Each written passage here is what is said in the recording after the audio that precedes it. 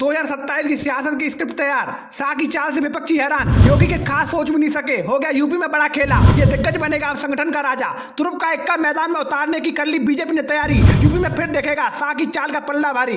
एक तीर से लगाए दो निशाने, विरोधियों के छूट गए पसीने, आरएसएस से भी बन गई बात, जल सजेगा शाह के मित्र पर बीजेपी के कप्तान का ताज। सामने आई अभी अभी ऐसी खबर, फिर से पलट जाएगी दिल्ली से यूपी की सियासत।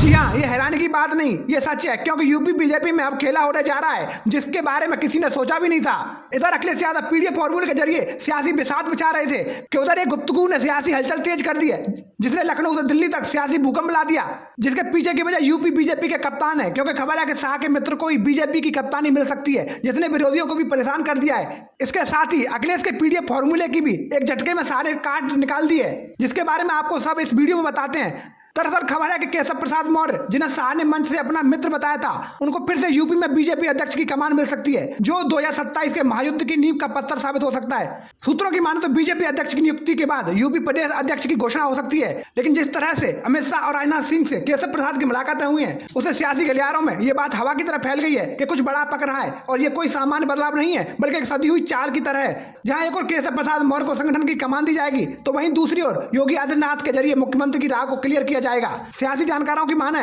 तो बीजेपी के लिए केशव प्रसाद मौर्य सिर्फ एक नेता नहीं, एक ओबीसी चेहरा है। माना जा रहा है कि सपा के पीडीए कार्ड को अगर कोई काट सकता है तो वो केशव प्रसाद मौर्य है, क्योंकि 2017-2019 में पिछड़ा वर्ग बीजेपी के साथ था, और मौर्य उस वोट बैंक के लिए आज भी एक भरोसे का नाम है। रिपोर्ट्स की माने तो 2017 में जब केशव प्रसाद अध्यक्ष थे, तभी बीजेपी ने यूपी की सियासी इबारत ही बदल दी थी। 403 सीटों में 312 पर भगवा लहराया था। उनके जैसा जमीनी नेता जो गांव गली चौपाल में संगठन को जीवंत कर सकता है, वहीं 2027 में पार्टी को जीत की हैट्रिक दिला सकता है। एक और पार्टी के रणनीतिक योद्धा अमित शाह हैं, दूसरी ओर सियासी संतुलन के प्रतीक राजनाथ सिंह और केशव प्रसाद मौर्य इन दोनों के बीच एक सुरक्षित पुल की तरह काम कर रहे हैं। संघ संगठन सरकार हर जगह उनकी पकड़ मजबूत है। यही वजह है कि उनकी वापसी महज एक कयास नहीं है, बल्कि सोची समझी स्क्रिप्ट लगती है।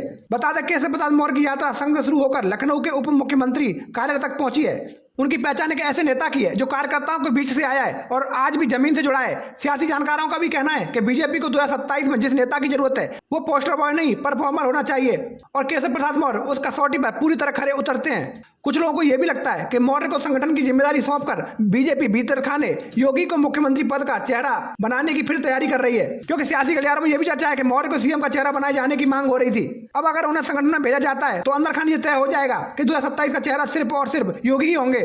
इसके साथ ही विपक्ष को भी एक खास संदेश मिल जाएगा, क्योंकि राजनीतिक पंडितों का मानना है कि बीजेपी इस बात को जानती है कि अखिलेश और विपक्ष सामाजिक समीकरणों के नए गणित लगा रहे हैं। बताया जा रहा है कि बीजेपी का ये फैसला तुरुप के इक्के की तरह 2027 की सियासत में साबित हो सकता है, जिसकी नींव खुद अमित शाह रख रहे हैं। अब महारथियों की लड़ाई संगठन से शुरू हो चुकी है और रणभूमि 2027 की तय है। अब आगे किसे कमान मिलती है, ये देखने वाली बात होगी।